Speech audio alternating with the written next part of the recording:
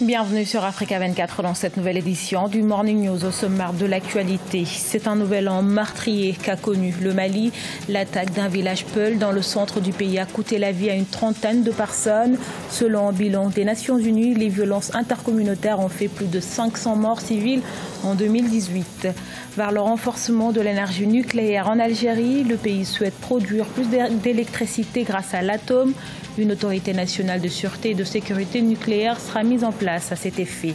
Et puis découverte de l'académie sportive Al-Tawati, premier centre sportif de Tripoli, la capitale libyenne. Il promeut et soutient les talents féminins dans le domaine du sport.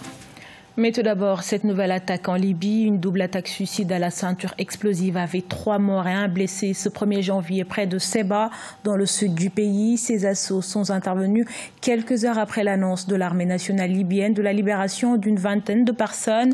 Elles étaient détenues par le groupe État islamique. À noter que ces attaques ont été revendiquées par le groupe État islamique, le groupe terroriste dont l'armée annonce avoir tué plusieurs de ses membres lors d'une opération menée le 31 décembre.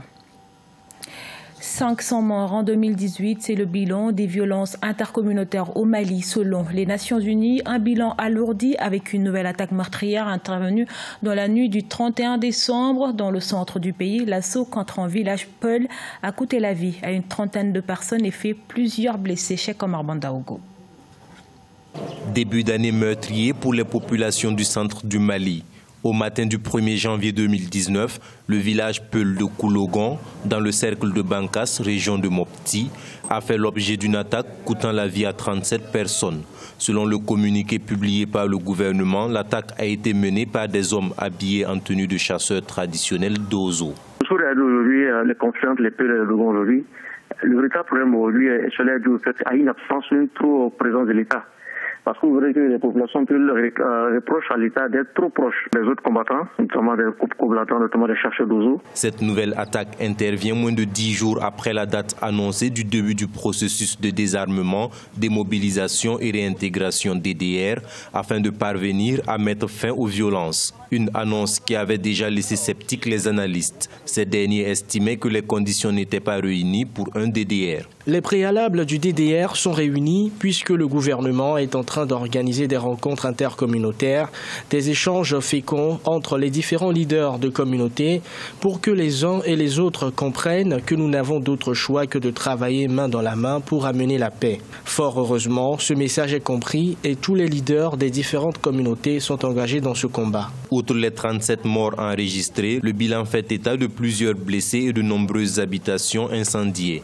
Ce premier bilan de l'année 2019 vient à la suite d'un précédent faisant état de 500 morts civiles dans le pays en 2018 liées aux violences intercommunautaires et aux exactions des groupes terroristes. En réaction au gel annoncé par le gouvernement de leur salaire du mois de janvier, en Guinée-Bissau, les enseignants sont en grève.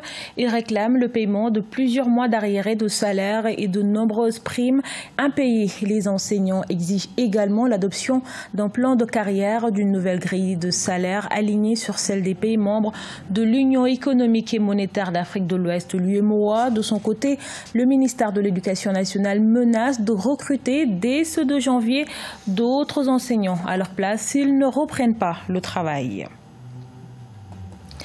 Après l'exploitation des énergies fossiles, place au nucléaire. L'Algérie mise sur un renforcement du nucléaire pour l'agriculture, l'électricité et la santé. Le pays compte introduire l'énergie nucléaire parmi ses ressources énergétiques à l'horizon 2030-2050. Aminata Bari.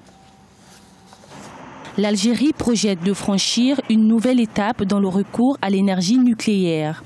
Les autorités ont validé jeudi 27 décembre l'adoption d'un projet de loi relatif aux activités nucléaires civiles pour une meilleure mise en valeur de l'énergie nucléaire dans la recherche scientifique. L'Algérie, peut-être c'est pour dire qu'elle va essayer de compenser son déficit énergétique, à dire qu'ils vont faire du nucléaire civil, alors que le nucléaire civil, c'est pas c'est pas nécessaire en Afrique parce que l'Algérie possède déjà des hydrocarbures. Le gouvernement algérien souhaite renforcer la place du nucléaire civil dans un pays longtemps dominé par la consommation des énergies fossiles. Dès 2012, le pays a fait savoir sa décision de créer un centre de formation et d'appui à la sécurité nucléaire mis en place en 2015. L'Algérie se prépare à une montée en puissance du nucléaire et s'assure que tous les critères de sécurité soient remplis. Vu que tous les pays industrialisés qui ont opté pour le nucléaire, il y a eu des accidents nucléaires. Un pays qui n'a pas les capacités industrielles et techniques qu'il veuille se lancer dans le nucléaire, je crois que c'est un choix qui est périlleux. Tous les pays industrialisés occidentaux sont en train de sortir du nucléaire et l'Afrique veut se lancer justement dans cette industrie qui a de très gros risques pour l'environnement. L'Algérie possède 2 réacteurs nucléaires, le premier d'une capacité d'1 mégawatt à des fins de recherche est entré en fonction en 1989, le second d'une puissance de 15 mégawatts destiné à la recherche et à la production des produits pharmaceutiques est entré en service en 1993. C'est l'Agence internationale de l'énergie atomique qui a la charge de contrôler régulièrement les 2 installations. Plus besoin d'espèces, il suffit d'un téléphone portable pour réaliser ses achats. Le Maroc se lance dans la dématérialisation des paiements, une stratégie qui vise le développement du secteur financier dans le royaume chérifien à l'horizon 2020. Vinanodin.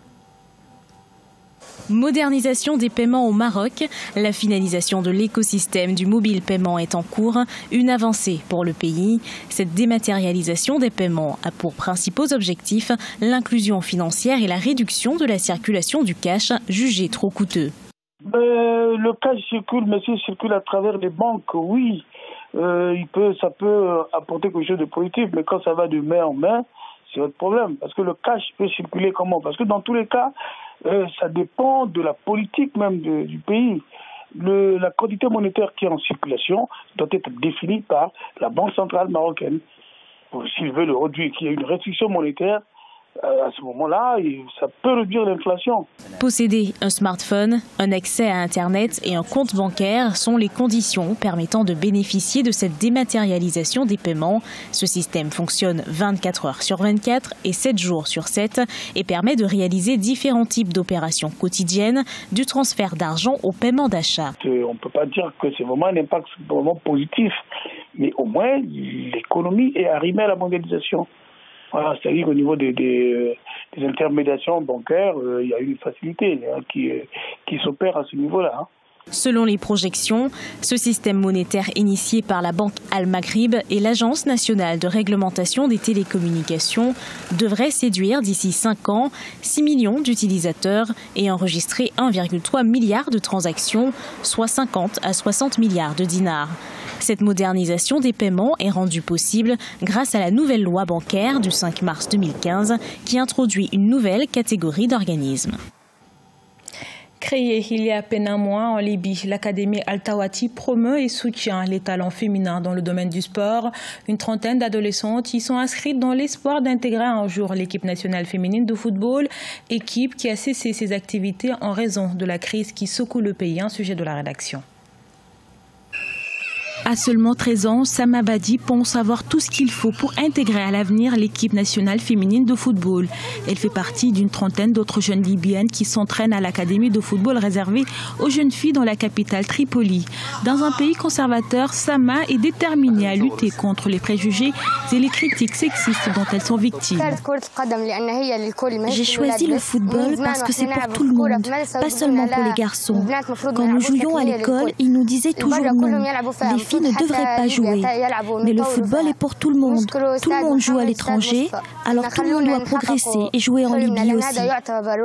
C'est l'académie Al-Tawati qui les accueille pour les entraînements. Ouvert il y a à peine un mois, ce centre, le premier du genre en Libye, a pour objectif de promouvoir et de soutenir les talents féminins dans le domaine du sport. Toutefois, s'engager dans un sport traditionnellement réservé aux hommes peut être mal perçu par les Libyens. Bien sûr, la société libyenne est conservatrice. Une fois nous avons téléchargé téléchargé une photo des jeunes filles en train de jouer. Nous avons reçu de nombreux commentaires dont beaucoup étaient négatifs. Néanmoins, nous allons surmonter ces difficultés et si Dieu le veut, nous serons les meilleurs. Nous espérons également que la société libyenne sera plus à même de répondre à ces jeunes filles, du moins parce qu'elles ont choisi de s'habiller de façon conservatrice. Elles portent des shorts avec toujours un pantalon dessus. Tous les pays ont des équipes de football féminines composées de jeunes filles, adolescentes ou de femmes, à l'exception de la Libye. Mais la présence des parents aux entraînements est encourageante pour ces jeunes footballeuses en herbe qui espèrent un jour une reconnaissance par la FIFA de l'équipe nationale libyenne féminine. Créée en 1997, elle n'est accréditée que pour les matchs de futsal, 5 matchs en salle sur des terrains plus petits. Une compétition qui a cessé en raison de la crise qui secoue la Libye depuis 2011. Ce journal a été réalisé par l'ensemble de la rédaction. Merci pour votre fidélité. Retrouvez dans un instant une nouvelle édition de l'actualité sur Africa 24.